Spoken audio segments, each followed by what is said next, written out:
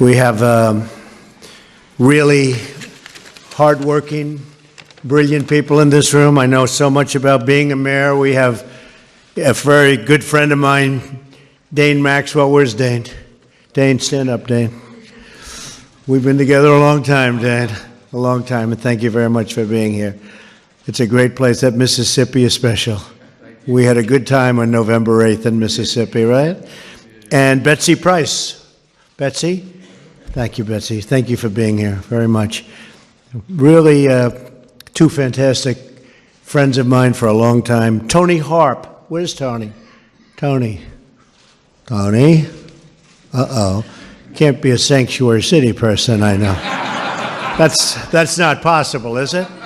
Well, I want to just say, we'll start by saying that, as you know, the Department of Justice today has announced a critical legal step to hold accountable sanctuary cities that violate federal law and free criminal aliens back into our communities. We can't have that.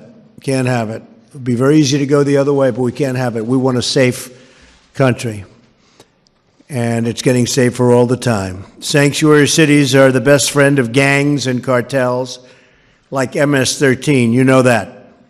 The result in the death rate around sanctuary cities in and around for innocent Americans is unacceptable. Take a look at what happened in San Francisco and Kate Steinle and countless others. My administration is committed to protecting innocent Americans, and the mayors who choose to boycott this event have put the needs of criminal illegal immigrants over law-abiding Americans. But let me tell you, the vast majority of people showed up. Okay, the vast majority. Because the vast majority believe in safety for your city. I want to thank all of you for being here. I'm thrilled to welcome dozens of mayors from across the country to the White House. And I've worked with so many of you, some in the private sector. Who knew I was going to be here? But it happened, right? Kellyanne, my star, Kellyanne. Stand up, Kellyanne. She's more famous than I am. Good. Thanks, Kellyanne. Great. You bring safety, prosperity, and hope to our citizens. My administration will always support local government and listen to leaders who know their communities best. And you know your community best. We believe in local government. We believe in empowering each and every one of you. Together, we are achieving absolutely incredible results. We have created nearly 2.4 million jobs since the election. Nobody thought that was going to be happening, right? The unemployment rate is at now an 18-year low. African American unemployment, I'm very proud of this. Remember I used to say, what do you have to lose? And people said, I don't know if that's a nice thing to say. I said, of course it is. For 100 years, the Democratic mayors have done they've done some bad work. I said, what did you have to lose? African American unemployment is at its lowest rate ever recorded. It's not bad. Unemployment for women is at its lowest rate in 17 years, and that's going to be a very new standard very soon. And Hispanic American unemployment, like African American unemployment, is at the lowest rate ever recorded. That's a long time. And here's the good news. It's getting better. It's going to get better. We've cut more regulations than any administration in history, by far. And we've been really doing the cutting for about 10 months, even though we've been here now for 12. We started a little bit late, although the first day we did some pretty big cutting, I will say. And as you know, just before Christmas, we passed massive tax cuts and reforms so that more businesses will come back to your cities and towns, and working families will finally get the pay raises that they've been waiting for many, many years in some cases. Our tax plan also creates opportunity zones. Some of you are taking advantage of that to encourage investment in distressed communities, create more jobs, and bring Main Street booming back to life. More than 2 million American workers have already received tax cut bonuses from their employers, all because of our incredible tax cut bill. And I must tell you, this has worked far greater, because nobody thought in terms of the companies coming out and paying $1,000 and $2,000 and $2,500 per employee. They have hundreds of thousands of employees in some cases. And the ones that aren't getting it are getting it because they're going, what about us? Now they're at a point, they're saying, what about us? We know that feeling.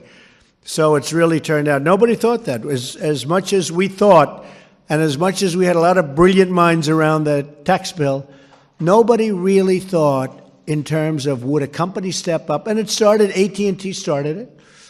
And then a couple of others picked it up very quickly, Comcast and some others, they picked it up. And then it became an avalanche. And Kellyanne, we never used to talk about that because it wasn't really in the realm of thinking. And it's turned out to be really an avalanche, and it's been a beautiful thing to watch. People are walking away with $1,000 and $2,000 and much more. We're also working to rebuild our crumbling infrastructure by stimulating a $1 trillion investment, and that'll actually probably end up being about $1.7 trillion.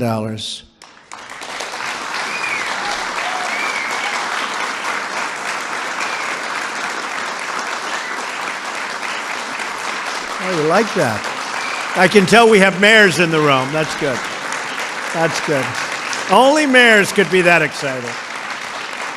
Only the mayors and the workers. It's about jobs, right? Could be that excited. No, and we'll probably be putting that in a week or two right after the State of the Union address. We'll be talking about it a little bit in the State of the Union. We'll put that in. One of the other things I have to say, Apple, $350 billion investment. And I spoke to Tim Cook, and you probably heard me on the trail. I'll say I will not consider this job complete and great in terms of the economics and the economy unless Apple someday starts building some plants in our country. And what happened is they said $350 billion. And when I first heard it, Tim Cook and I spoke. But when I first heard it, I said, I guess they mean $350 million, because that's a big plant. You know, $350 million, you can build a lot of plant. But they said, no, sir, $350 billion. And much of that comes from overseas. They're going to bring it back because of the tax bill, because we made it possible for them to bring it back. And they're investing a lot of money over and above that. So it's $350 billion and thousands of new jobs. They're going to build an incredible campus. It's going to be something special. But we work with Congress to cut down the approval and permitting process so that it takes no longer than 2 years instead of, on average, 10 to 12 to 17 years to build a simple road. A road in a certain location, I won't mention the state, although I happen to like the state very much.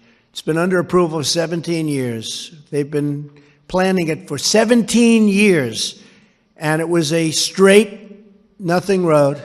Now it's got lots of curves because we have to miss the nests and everything else. And curbs aren't good on roads. You know, roads are like straight. And it was 17 years ago going to cost virtually nothing, and it ends up being hundreds of millions of dollars. And it was recently completed, and everyone goes, you have to be kidding. So we're going to bring that 10-year process. That's an average. I think it's actually much higher than that. We're going to bring that down to, we say less than 2 years, but I'd like to be able to average about 1 year. And you'll let them know. If we don't want a highway, if we don't want something built, you're going to let them know quickly. But at least they won't be waiting 17, because a lot of times you'll wait 17 years and you'll get rejected. That's even worse. If you're the builder, that's not good. You devoted a good part of your life to doing something and get rejected. That's really unfair. So you may get rejected, but you're going to get rejected quickly, okay? That's not bad. But mostly you're going to get, you saw what we did with the pipelines, 48,000 jobs. Immediately, as soon as I came to the office, we approved it, 48,000 jobs. We're partnering with the state and local governments like yours to find the most innovative ways to rebuild our roads, bridges, waterways, and airports. Very important words, on time and under budget. Have you heard those words before? You don't hear them too much in government, right? And a lot of that's the bidding process, and you'll take care of your bidding processes. But the bidding process is a very big factor in that. Some of the way they bid in cities and states, and I can tell you in our military, I mean, the process, it's not even bidding, really. You give somebody a contract to steal, and we don't want to do that. We're supporting our local police beyond what we've ever done. Great. And fire departments. We're also getting you a lot of our excess military equipment. You know all about that. Previous administrations, but in particular the previous administration, they didn't like to do that, and someday they'll explain why. But we had a lot of excess military equipment. We're sending it to your police as they need it, and it's made a tremendous difference. We believe every child deserves to live in a safe home, attend a great school, and look forward to an amazing and very, very safe future. So you're getting a lot of equipment. And together, just in summing up, we are restoring pride in the American worker and faith in the American dream. People are dreaming again. It's been a tremendous thing. They're especially dreaming when they open up their 401ks and they see that they're up 44%, okay? And they feel very brilliant about their investment strategy. I told you the story, but I've said it numerous times. I like to tell it about people. They come to me all the time and they say, thank you so much. I'm up 42%, I'm up 48%, I'm up 37%. And my wife or my husband thinks I'm a total genius as an investor.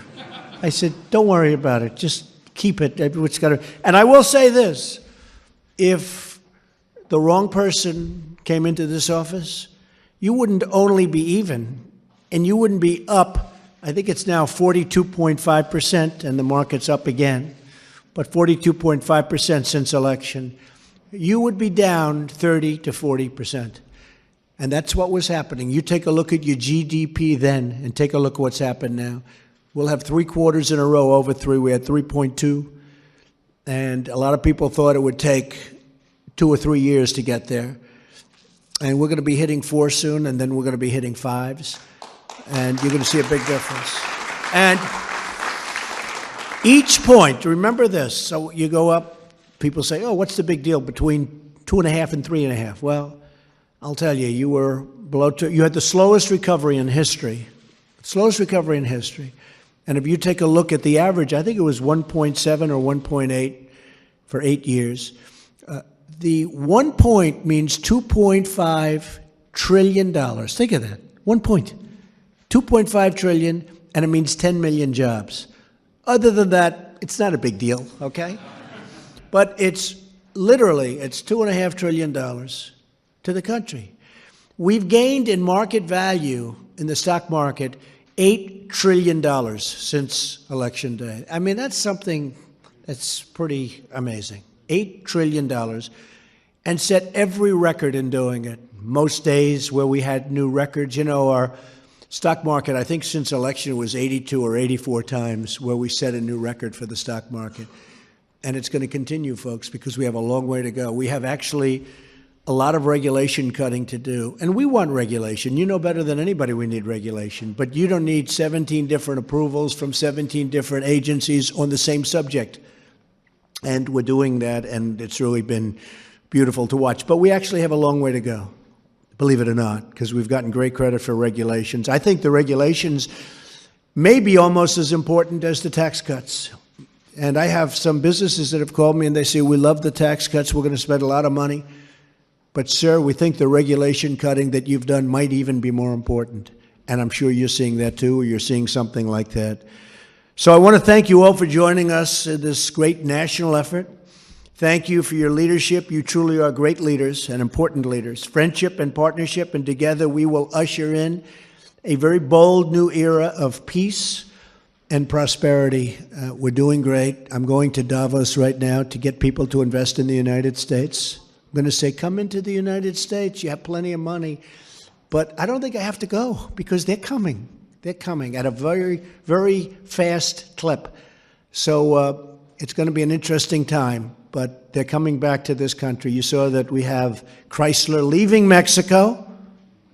We like Mexico. And coming into Michigan. Do we like that? Nobody's seen that in a long time. And we have other major car companies. You saw Toyota and so many others. They're coming back into the United States, and they're building big plants. And that all it means to me is money for our people, lower taxes, and what it really means is jobs. So people have not seen this in decades. And I think in the end, they will never have seen anything like what's happening with our country. So again, I would like to thank you all. You're very, very important to the future of this country. You've done a fantastic job, so many friends and so many great people, and I know you very well, and thank you very much. And you guys have been fantastic, and I appreciate it very much. Thank you. Thank you all. Have a good time.